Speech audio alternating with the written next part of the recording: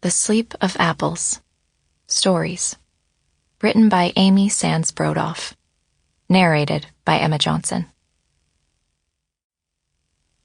Dedication. For Michael, and for Tobias and Gabriel. Epigraphs. So, you're born, and then what? Hurtling through time, strapped to an explosive device. My life. Deborah Eisenberg. Your duck is my duck. Quiero dormir el sueño de las manzanas. Quiero dormir el sueño de aquel niño que quería cortarse el corazón en alta mar. Quiero dormir un rato, un minuto, un siglo, porque todos sepan que no he muerto. I want to sleep the sleep of the apples. I want to sleep the sleep of that child who longed to cut his heart open far out at sea. I want to sleep for half a second, a minute, a century, but I want everyone to know that I am still alive.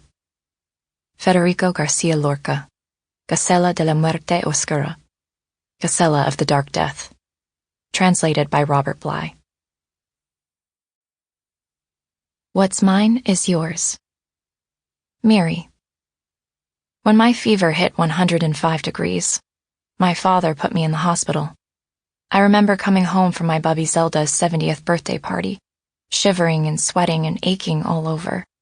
Apparently later that night, I was raving mad and didn't know my own name. I was 8 years old, in grade 3. I'd never seen my father, a calm and collected doctor, so anxious.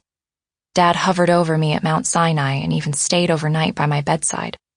There was very little that could make my father miss work since he was devoted to his patients. Once my fever broke, and I knew who and where I was, I liked being in the hospital despite my miserable flu symptoms, complicated by a strep throat and that bone-deep ache. I didn't have to go to school. For one thing, not to mention I got all of the attention I craved. The nurses catered to me, and the doctors, who all knew my father, gave me vigilant care, telling their lame jokes and remarking on how much I resembled my dad, especially around the eyes.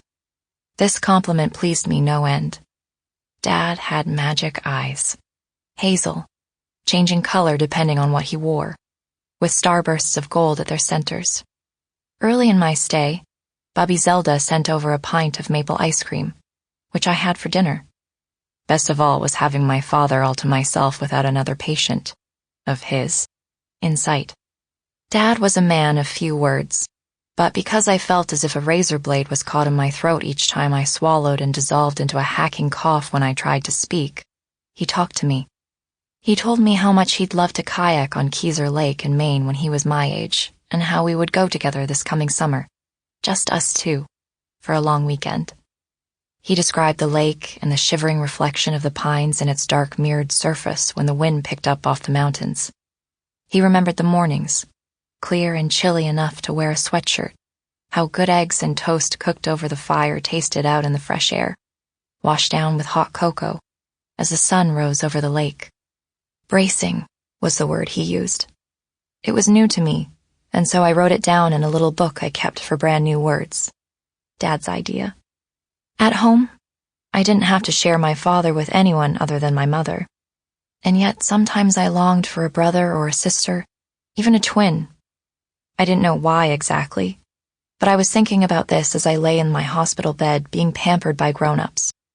My dad was an only child too, so I asked him, "Did you ever wish you had a brother or a sister?" He took a long time to answer. I was eating the ice cream Bubby had sent over and savoring the cool melting chill and sweetness against my raw throat. "Yes," he said. "Often." "Why did you and Mom have just me?" He mumbled something I couldn't make out, then added, "Mary Monks, it just turned out that way." I was in the hospital for 10 days, the longest in my life with the exception of my recent stay, which is what made me think about this first time. As soon as I got home, I wanted to see Bubby. I was on my way out the front door when my parents called me into the kitchen and sat me down. They almost never did this unless something terrible had happened. "Bubby Zelda's gone," Dad said. Sample complete.